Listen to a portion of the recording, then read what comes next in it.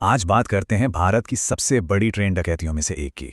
एक ऐसी कहानी जिसे लगभग 2 साल तक एक परफेक्ट क्राइम माना जाता रहा। जरा सोचिए, 342 करोड़ रुपए कैश, लकड़ी के 226 सील बंद बक्सों में भरे हुए। ये कोई मामूली रकम नहीं थी। सच कहें तो ये पहियों पर चलता फिरता एक खजाना था। और हाँ, ये खजाना लावारिस नहीं था। इसे एक चलती ट्रेन के सबसे मजबूत, सबसे सिक्योर कोच में रखा गया था। और तो और ठीक अगले ही डिब्बे में हथियारबंद पुलिस की एक पूरी टीम तैनात थी। मतलब सुरक्षा में कोई कमी नहीं थी। तो सवाल ही उठता है कि इतनी इतनी तगड़ी सुरक्षा के बावजूद चोरों ने इसमें से करोड़ों रुपए आखिर कैसे उड़ा लिए।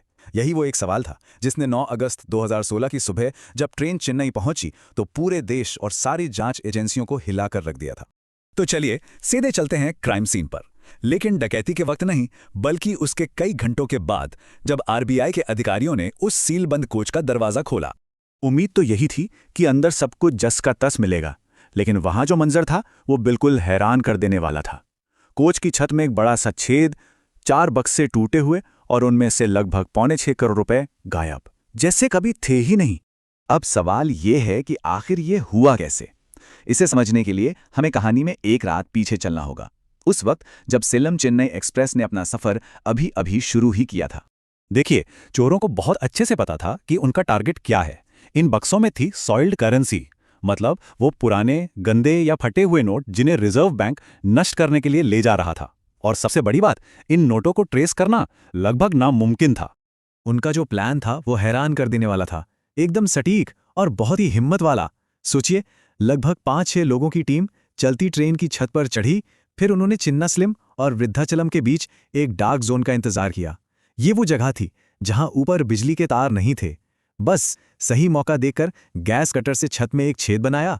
2 लोग अंदर उतरे, पैसे निकाले और नीचे पटरियों के पास इंतजार कर रही अपनी टीम को फेंक कर रफू चक्कर हो गए। और एक बात जो उनके प्लान को और भी खास बनाती है वो ये कि वो लालची बिल्कुल नहीं थे। पूरे 342 करोड़ में से उन्होंने सिर्फ उतने ही पैसे लिए जितने वो आसानी से और तेजी से ले जा सकते थे। ये कोई अंधी लूट नहीं थी, ये तो एक सोची समझी सर्जिकल स्ट्राइक थी। अच्छा, इतने बड़े और सनसनीखेज क्राइम के बाद सबको यही लगा कि अपराधी अब गए कि तब गए, जल्दी पकड़े जाएंगे। पर हुआ ठीक इसका उल्टा। जांच जैसे ही शुरू हुई वैसी ही एक बंद गली में जाकर अटक गई। शुरुआत में फोरेंसिक टीम को मौके से कुछ फिंगरप्रिंट्स और खून का एक छोटा सा सैंपल भी मिला, तो एक उम्मीद जगी थी। लेकिन जब नेशनल क्रिमिनल डेटाबेस में इनका कोई मैच ही नहीं मिला, तो वो उम्मीद भी टूट गई। ऐसा लग रहा था मानो ये काम किसी इंसान ने नहीं, बल्कि किसी भूत ने किया हो। देखते ही देखते हफ्ते, महीने बन गए और महीने 2 लंबे सालों में बदल गए। 7 अलग अलग स्पेशल इन्वेस्टिगेशन टीम्स बनी, लेकिन नतीजा सिफर। किसी के हाथ कुछ नहीं लगा। ये केस, जिसे कहते हैं, पूरी तरह से कोल्ड स्टोरेज में जा चुका था। पुलिस ने हर एंगल खंगाला, कहीं ये कोई इनसाइड जॉब तो नहीं, क्या किसी लोकल गैंग का काम है या फिर कोई प्रोफेशनल गिरोह। लेकिन कोई भी थियरी किसी भी सबूत से मैच ही नहीं हो रही थी। मामला बस जहां का तहां रुका हुआ था। तो जब लगभग ये मान लिया गया था कि ये वाकई एक परफेक्ट क्राइम है और ये केस शायद अब कभी सॉल्व नहीं होगा, ठीक तभी जांच ने एक ऐसा मोड़ लिया जिसके बारे में किसी ने सोचा तक नहीं था। एक ऐसा मोड़ जो पुरानी जासूसी के तरीकों से मीलों दूर था। ये केस किसी फिंगरप्रिंट या खून के सैंपल से नहीं सुलझा, इसे सुलझाया डेटा ने। पूरे 2 साल बाद इन्वेस्टिगेटर्स ने फैसला किया कि वो उस रात ट्रेन के रूट पर मौजूद हजारों लाखों डिजिटल निशानों को खंगालेंगे। तो उन्होंने ट्रेन के पूरे रास्ते के सेल टावर डेटा को एनालाइज करना शुरू किया और उन्हें कुछ बहुत ही अजीब चीज मिली।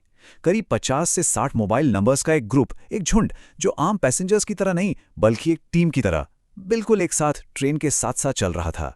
बस यही वो सुराग था, वो धागा जिसने पूरी गुत्थी सुलझा दी। जब इन नंबर्स को क्रिमिनल रिकॉर्ड से मिलाया गया तो उन भूतों को एक नाम और एक पता दोनों मिल गया।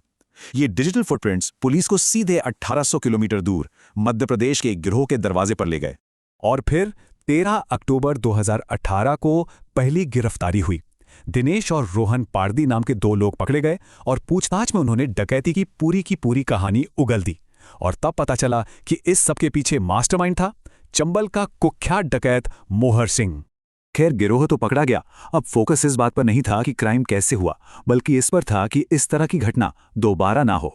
उनके कबूलनामे से वही बात सामने आई जो पुलिस सोच रही थी।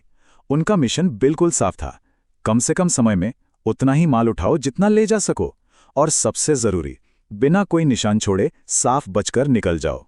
इसे एक डकैती का असर ये हुआ कि इसने इंडियन रेलवे के सिक्योरिटी सिस्टम को हमेशा के लिए बदल कर रख दिया। अब हाई वैल्यू कोच के अंदर गार्ड तैनात होते हैं, जीपीएस ट्रैकिंग और सीसीटीवी से निगरानी होती है, और कैश को एक जगह से दूसरी जगह ले जाने के नियम पहले से कहीं ज्यादा सख्त हो गए हैं। और अगर देखा जाए तो इस पूरी कहानी का सबसे दिलचस्प हिस्सा यही है। क्राइम करने का तरीका तो बहुत पुराना था, एक गैस कटर और कुछ रस्सियां, लेकिन उसे सुलझाने का तरीका वो था एकदम हाईटेक। ये दिखाता है कि आज के जमाने में एक डिजिटल सुराख एक फिंगरप्रिंट से कहीं ज्यादा ताकतवर साबित हो सकता है।